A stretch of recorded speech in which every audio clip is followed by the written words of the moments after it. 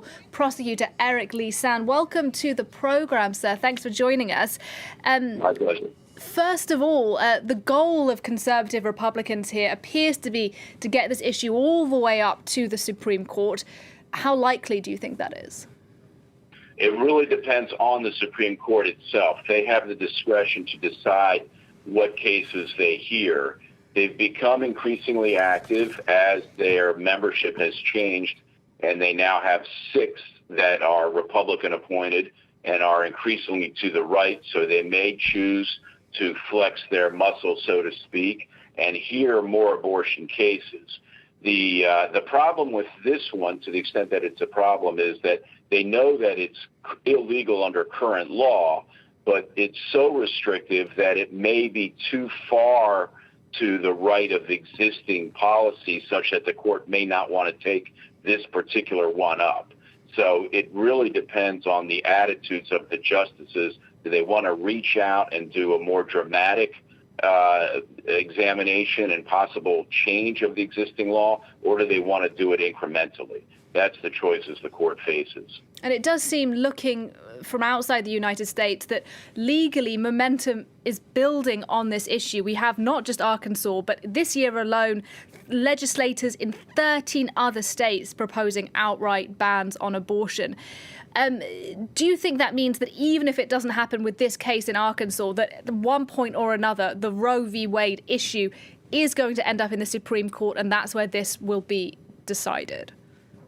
Well, I think it's likely that at some point the Supreme Court is going to have to take up the case in one iteration or another. In other words, they may continue to chip away at Roe v. Wade rather than overturning it entirely, or they may overturn it entirely. There's 2 separate things going on that probably will require a resolution, and that's why there was such a battle over these last 3 Supreme Court justices that were installed during the Trump regime, so to speak, including the most recent one right as the election was going on. The 2 competing forces are, one, as you mentioned, these states, which are predominantly southern states, but they're all red Republican states. They tend to be a little bit more rural as a generalization. They are increasingly aggressive in enacting and putting into force legislation that they know will be struck down illegally, but they're simply trying to push this all the way through the appeals process to get to the court, to force the Supreme Court to make some determination. But on the other hand, now that there's a Democrat, Joe Biden, in the White House as president, there's a room for federal legislation as well. And so there's some things taking place at the federal level where they're trying to codify through statute some of the existing protections. And that might take away some of the pressure for the Supreme Court to act.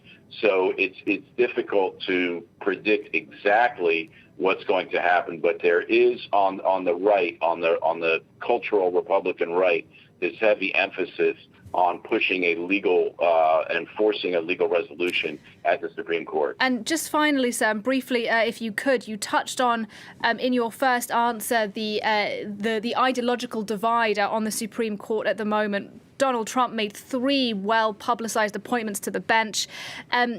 From a legal perspective, do you think that will be the most significant part of Trump's legacy, tilting the bench to the right? Well, no question that will be a very significant part of it. There's other significant issues going on which concern Trump himself and the future of his political party, and some would say democracy as we currently know it. So that's obviously a very big issue. But on the cultural issues, this abortion one has always been a big driver, and that is partly what helped him galvanize support among his political base. They were willing to put up with a lot of other things if he would deliver to them the 3 justices that he did, because they're fairly aggressive on this issue.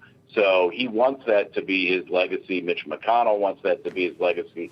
Many people in the Republican Party do want that to be their legacy. It doesn't mean we can predict how it'll turn out, but what has been predicted and what is turning out is a push to force these judges to rule on it in a way that the people who put them there want them to rule.